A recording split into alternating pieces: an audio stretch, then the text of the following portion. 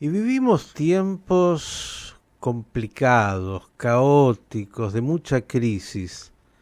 Y esto afecta sin duda en nuestra psiquis. Hoy hay mucha enfermedad, hay mucho estrés y hay cosas que parecerían también están así como muy expuestas. ¿Sabe? Cuando yo era, hace algunos años, poquitos, muy joven, nunca había escuchado algo que hoy se denomina ataque de pánico. Y cuando uno empieza a preguntar, tuve ataque de pánico, estoy con ataque de pánico, empecé a... Y esto por todos lados. Vamos a preguntarle a una especialista, primero, ¿qué es esto de los ataques de pánico? Y por otro lado, ¿qué es lo que nos está pasando y qué se puede hacer? Licenciada Andrea Endig, ¿cómo le va? Buen día. Buen día, Miguel, ¿cómo estás? Muy bien, no en un ataque de pánico, pero por ahí. Bueno, vamos a tratar de evitarlo, de evitar que se desplieguen. Bien, ¿qué es lo que pasa? Cuéntenos porque no sé si es correcto lo que digo y yo tengo la impresión de que décadas atrás nadie hablaba de ataques de pánico. No sé si es porque no se daban o se daban y no los conocíamos o no los detectábamos o no Bueno, hablábamos de eso. en la época victoriana las problemáticas tenían que ver con otros temas, con la represión. Hoy vivimos en tiempos diferentes donde justamente es algo muy actual el tema de los ataques de pánico porque tiene mucho que ver con eh, la inmediatez, eh, el quiero todo ya. Podemos abordarlo por muchos lugares este tema, dentro de lo que es el DSM, que es el Manual de Psiquiatría, eh, está dentro de lo que lo caratulan, no Ujú. es un trastorno, un ataque de pánico aislado, pero cuando ya estos episodios se empiezan a repetir, ya sí es un trastorno Ujú. y está dentro de lo que tiene que ver con la ansiedad, ¿sí? Está dentro de los trastornos de ansiedad. Ujú. Cuando nosotros hablamos hace un tiempo de estrés, Ujú. justamente hablamos de esto. El estrés genera y desencadena la catarata de hormonas que se generan en un ataque de pánico. Cuando algo se vive como amenazante, Ujú. el cerebro activa en el hipotálamo, se activa, se empieza a secretar una hormona, una sustancia que se llama CRH. El CRH va, le toca la puerta a la hipófisis y en la hipófisis se activa el ACTH.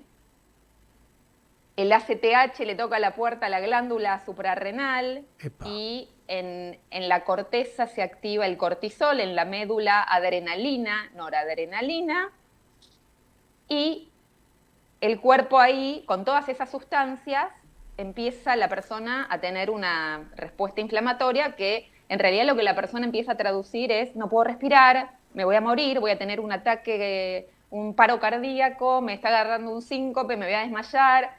La persona empieza a traducir lo que le está pasando como esto. A ver, si lo entendí.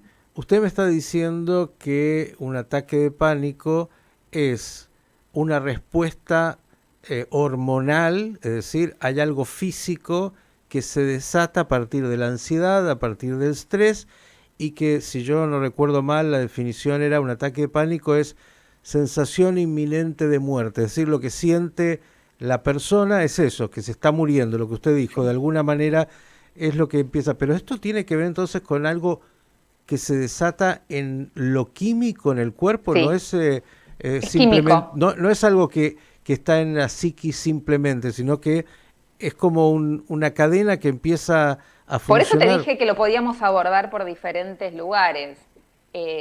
Sí podemos pensar que las personas, acá sí voy a volver a citar a Freud. Freud hablaba de lo transgeneracional, de lo que traemos. de antes, que hay cosas que no tenemos representación, es decir, hay, la persona a veces tiene dos tipos diferentes de angustia. Hay una angustia señal, que es a la cual yo le puedo poner palabras. Estoy angustiada porque me pasó esto, me preocupa esto, otro. Y hay una angustia difusa. Estoy mal y no sé por qué. Me está yendo bien en el trabajo. eh, Hoy en día todo el mundo le está yendo tan bien económicamente que no se puede entender porque hay preocupación. Bueno, me Ujú. está yendo bien, estoy bien en mi vida familiar, en mi vida de amistades, en todas las áreas de mi vida tengo un equilibrio y sin embargo tengo una angustia y no sé por qué. Bueno, esta angustia difusa, la cual no se le ponen palabras, va a generar una sobreadaptación en la vida, la persona va a empezar a vivir de este modo, pero esto no se pasa solo. Y como te dije, muchas veces realmente no es algo que le haya pasado a la persona en el corto plazo, a veces sí Usted tiene me que ver con está un trauma. diciendo, yo porque lo hago para que lo entienda ahí, cualquiera creo, aquello que fue reprimido, diría usted, aquello que fue ocultado, aquello que quedó en algún lugar o que está en algún lugar de nuestra historia, de nuestra psiquis y que no ha sido elaborado, puede salir a flote. Sí, pero te lo voy a hacer más complejo.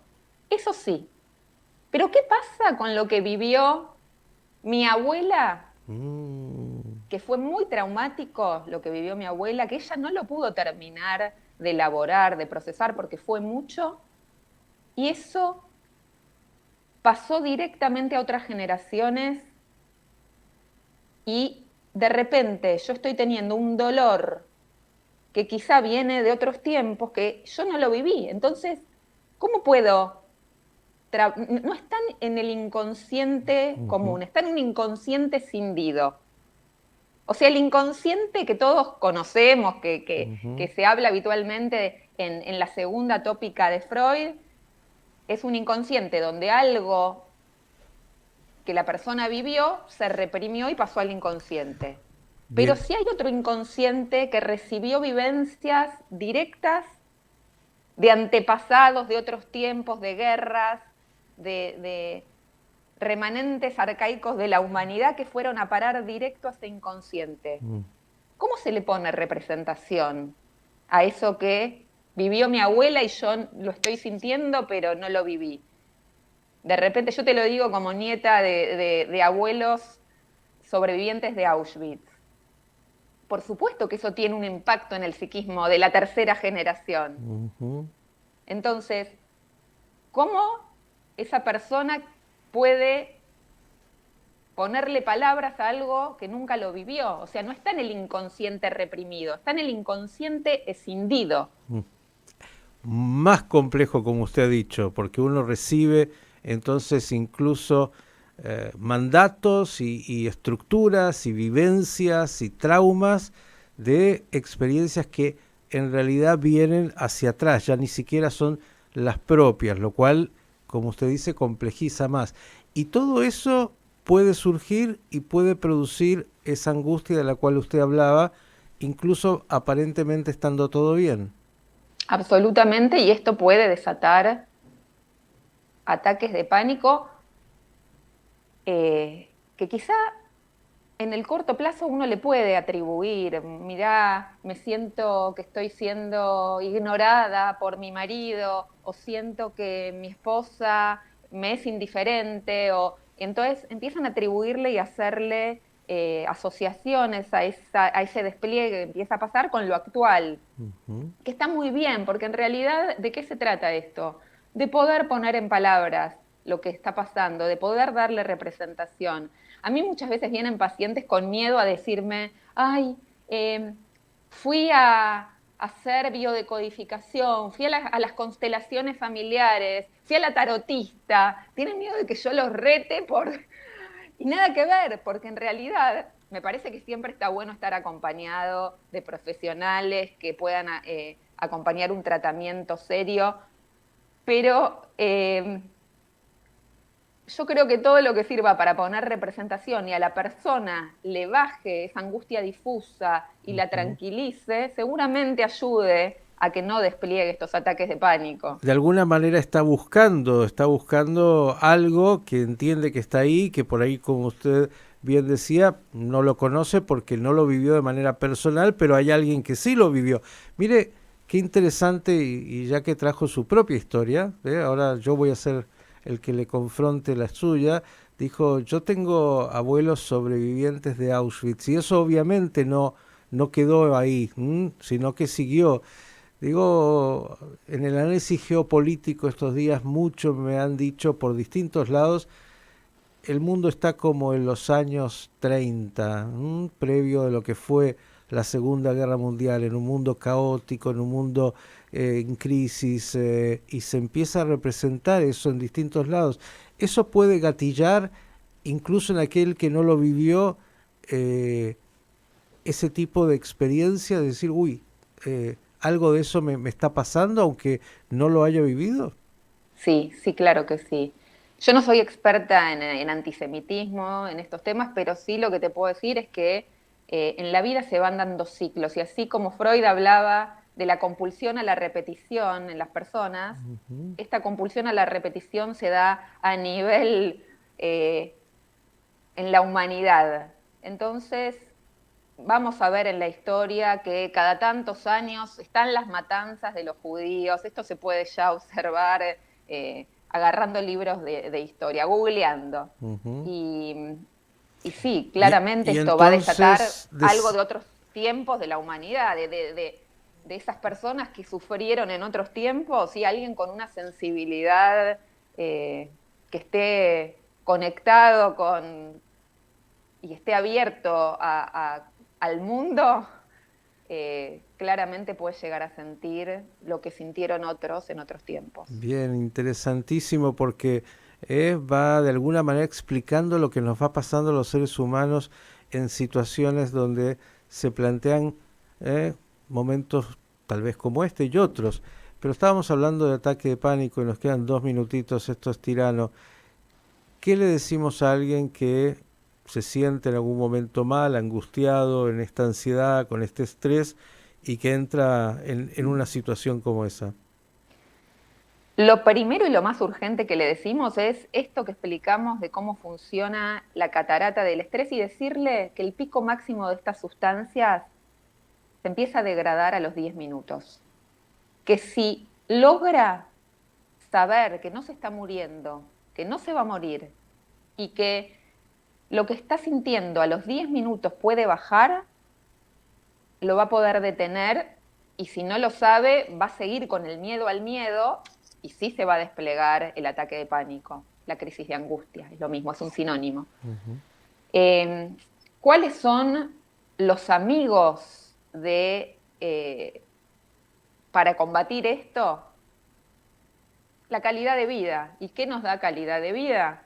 Nos da calidad de vida dormir las horas que hay que dormir, entre 6 y 8 horas mínimo. Nos da calidad de vida la actividad física, que la actividad física cuando producimos endorfinas, esas endorfinas viven 48 horas, entonces hacer actividad física cada 2 días, aunque sea salir 20 minutos a caminar, pero generar una actividad cardiovascular, eh, nos da buena calidad de vida comer sano, comer todas las vitaminas que necesitamos, nos da buena calidad de vida practicar actividades como el yoga, respiración, mindfulness, meditación. No, no hay mucha ciencia. Esto ayuda y bueno, y por supuesto poner en palabras, hablar, aunque haya muchas veces cosas que son incomprobables, es decir, me siento así, creo que es por esto, y capaz que es incomprobable, yo no puedo hacer un certificado de que es por eso, hablar y tratar de poner en palabras y hacerlo va a ayudar. Señores, una breve, pero necesaria descripción de algo que cada vez más aparece y que tiene que ver con todos estos aspectos que hemos mencionado, que ha mencionado la licenciada Andrea Indig respecto de la ansiedad, del estrés y de estas cosas que se pueden desatar y cómo de alguna manera también combatirlas para tenerlo presente. Gracias como siempre, lo vamos a seguir ahondando porque es un tema que me parece es demasiado actual, demasiado vigente y que, como dijiste, tiene muchas aristas.